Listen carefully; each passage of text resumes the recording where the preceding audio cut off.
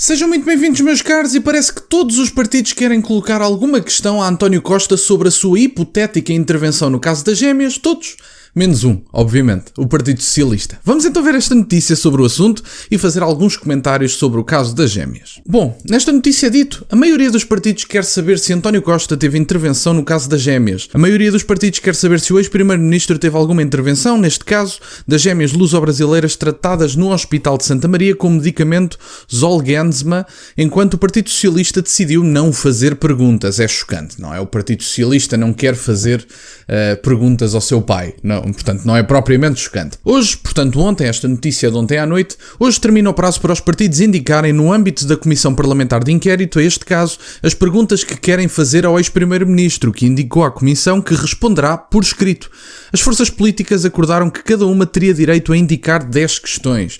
Portanto, enquanto que a Iniciativa Liberal, o Bloco de Esquerda, o Livre, o Partido Comunista, o Chega e o PSD puderam colocar 10 questões, o Partido Socialista também teve essa oportunidade, não quis foi fazer questão nenhuma. Uma questão que se repete é se António Costa teve alguma intervenção, por exemplo, na marcação da primeira consulta das gêmeas e quando teve conhecimento do caso. Algumas forças políticas questionam se o ex-chefe de governo abordou a situação das crianças com outro membro do governo, a Presidência da República ou com hospitais por onde passaram as meninas. E, portanto, temos forças políticas a querer saber sobre quando é que António Costa teve conhecimento do caso. António Costa deveria, obviamente, saber da maioria das coisas que se passavam no seu governo, e eu não acredito que um caso desta envergadura possa ter passado por baixo do nariz de António Costa sem ele saber, ou até mesmo sem ele participar.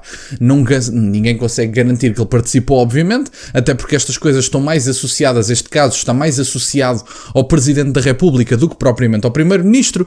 No entanto, se o Primeiro-Ministro teve conhecimento antes disto acontecer, sabia o que ia acontecer e permitiu, bom, António Costa é no mínimo cúmplice de desvio de dinheiros públicos para pessoas que não tinham direito a esse mesmo medicamento pelos vistos. O PSD perguntou ao ex-Primeiro-Ministro se os secretários de Estado devem assumir a responsabilidade política das ações das suas secretárias, numa referência à marcação da consulta das meninas, referindo a conclusão da Inspeção-Geral das Atividades em Saúde, o IGAS, de que o acesso à consulta foi ilegal e os sociais-democratas querem saber em que medida o anterior governo está envolvido nesta ilegalidade. Sim, porque soube-se que Lacerda Salles tinha feito contacto, não sabia da lista de espera, mas afinal perguntou pela lista de espera, ou pediu a uma assessora que perguntasse pela lista de espera, porque era um procedimento prático e era um procedimento comum. Portanto, pelos vistos, Lacerda Salles, quando foi à Comissão de Inquérito, deu a entender que isto era um procedimento comum em vários casos. Bom, mas Lacerda Salles, se tem isto como uma das suas atividades, ou se os seus assessores têm isto como uma das suas atividades, não devem fazer mais coisíssima nenhuma. Porque se cada pessoa que enviar um e-mail para algum órgão de poder político, seja ele de que partido for, tiver acesso a determinadas consultas que são marcadas e, aliás, são organizadas do ponto de vista das listas de espera, etc., por secretários, por ministros, por assessores, quer dizer, este governo não deve fazer mais nada do que marcar consultas. Portanto, eu não consigo perceber, sinceramente, como é que estas pessoas ainda vêm à CPI dizer barbaridades tão grandes. Os partidos referem também o ofício que foi encaminhado pelo chefe da Casa Civil do Presidente da República para o gabinete do então Primeiro-Ministro, querendo saber se António Costa teve conhecimento dessa comunicação. Portanto, gostava de saber exatamente se o Primeiro-Ministro teve conhecimento do que se passava dentro do governo dele, em certa medida. A Iniciativa Liberal pergunta se sabia que tinha origem no filho do chefe de Estado e se o ex-Primeiro-Ministro recebeu algum contacto direto ou indireto por parte de Belém.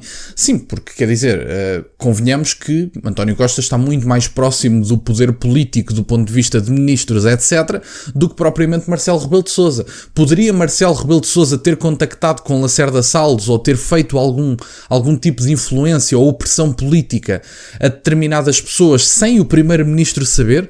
O Marcelo Rebelo de Sousa podia mesmo ter-se envolvido, sem ninguém saber do assunto, uma consulta marcada de forma ilegal para a administração de um medicamento de 4 milhões de euros. Poderia mesmo ter sido feita às escuras, sem ninguém saber?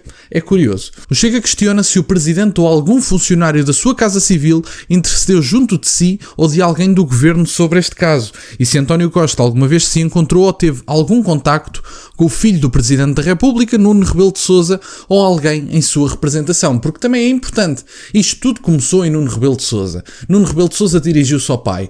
Pelos vistos, o pai diz que até deserdava ao filho por causa deste caso.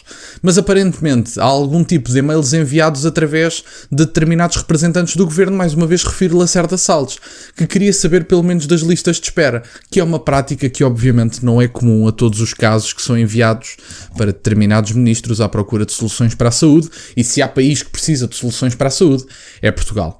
O Bloco de Esquerda quer saber se Costa considera normal que um secretário de Estado se reúna com o filho do Presidente da República e instrua administrações de hospitais a marcar consultas. É verdade!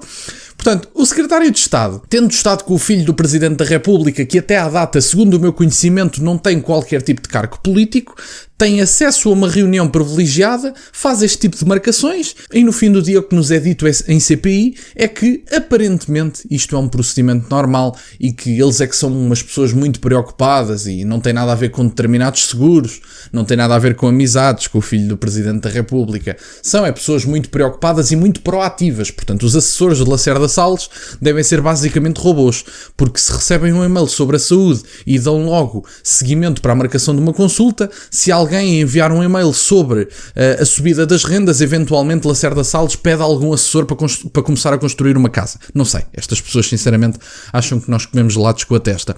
O Partido Socialista foi o único partido que decidiu não colocar qualquer questão a António Costa. O coordenador do PS, na comissão de inquérito, deputado João Paulo Correia, lembrou que os socialistas votaram contra a audição do ex-primeiro-ministro proposta pelo Chega, porque nada e ninguém o implica minimamente neste processo, direto ou indiretamente. Bom, são ministros do governo de António Costa e, portanto, eu acho que António Costa poderia ter informações úteis a dar e o Partido Socialista poderia fazer algumas questões, mas obviamente que não vai fazer questões ao homem que liderou o Partido Socialista nos últimos 10 anos, se não estou em erro. Por esta razão, o PS não fará perguntas a António Costa. Já o PCP coloca uma última questão a António Costa, que toma posse como Presidente do Conselho Europeu no início de dezembro, nomeadamente se tomou o incentivo, medidas para garantir a transparência e a justeza nos preços dos medicamentos, como os destinados a doenças raras, e sobretudo que as companhias farmacêuticas não abusem da posição de detentoras exclusivas dos direitos sobre eles. Vamos lá ver uma coisa.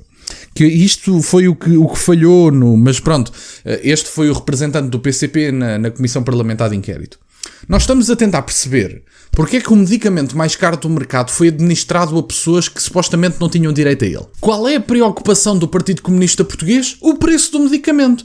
Meus caros, efetivamente o preço do medicamento tem alguma relevância, mas mesmo que o medicamento, em vez de 4 milhões de euros, fosse apenas ou fosse 500 mil, ou fosse 300 mil, eram dinheiros públicos desviados de forma ilícita. Portanto, o PCP até pode ter preocupações sobre o acesso destas pessoas doentes numa doença raríssima a um medicamento caríssimo. Tudo bem, é um assunto que pode ser debatido no Parlamento, mas na Comissão Parlamentar de Inquérito, onde tentamos descobrir a influência de órgãos políticos na marcação de consultas e no passar à frente na lista de espera, o Partido Comunista Português está preocupado com os interesses do grande capital. Quer dizer, o Partido Comunista Português também, para fazer perguntas destas, mais valia cingirem-se ao silêncio, mais ou menos como fez o Partido Socialista. O livro aborda também outro assunto, questionado por António Costa se teve conhecimento que as empresas monopolizam os agentes dos consulados portugueses no estrangeiro, nomeadamente no Brasil, e que ações foram tomadas. O CDS insta o ex-governante a dizer se considera que o SNS e o Estado possam ter sido lesados, uma vez que foi disponibilizado um medicamento de milhões de euros às crianças quando havia um seguro de saúde feito no Brasil. Temos o PAN a perguntar se os governos que chefiou existiam regras relativamente ao registro de reuniões de membros do governo ou de gabinetes ministeriais com entidades externas. O presidente da Comissão de Inquérito, Rui Paulo Sousa, disse à Lusa que as perguntas serão enviadas na segunda-feira. O regime jurídico dos inquéritos parlamentares refere que o ex-primeiro-ministro tem 10 dias para responder, a contar da data de notificação dos factos sobre que deve recair o depoimento. Portanto, meus caros, tem aqui algumas das perguntas que vão ser feitas ao antigo primeiro-ministro. Ele vai responder por escrito. Segunda-feira, pelos vistos, vai ser enviada toda a documentação que contém as perguntas para o antigo primeiro-ministro responder e, portanto, vamos aguardar pelo pelas respostas do antigo primeiro-ministro e ver o que é que o próprio dirá. Eu não consigo perceber, não me cabe na cabeça que um antigo primeiro-ministro tenha membros do seu governo a agir de forma ilegal e a facilitar a marcação de consultas e o ignorar de listas de espera debaixo do seu nariz e o próprio não tenha qualquer noção do que se passa. Parece-me falso, parece-me demasiado enganador acreditar numa coisa destas e vamos ver o que é que António Costa responde, vamos ver como é que se safa. O que é facto é que será muito mais fácil responder por escrito, eventualmente com a ajuda de alguém, digo um advogado ou alguma coisa do género, do que estar presencialmente a responder cara a cara a perguntas dos partidos e, portanto, o antigo primeiro-ministro também a tentar preservar aqui de certa forma a sua imagem, porque isto é um documento que vai ser enviado à CPI e mais ninguém vai ouvir falar sobre o assunto e, portanto, é uma coisa muito mais branda do que seria para a sua imagem estar presencialmente. Mas bom, meus caros, da minha parte era isto. António Costa não pode ser considerado culpado, mas considerá-lo inocente de forma precoce também não me parece adequado. Deixem o gosto neste vídeo, subscreva o canal, estamos a caminho dos 19.000 subscritores, muito obrigado, meus caros. Tem as minhas redes sociais e o MBA na descrição, para o caso de quererem fazer alguma doação. E nunca se esqueçam, meus caros, questionem tudo. Até à próxima.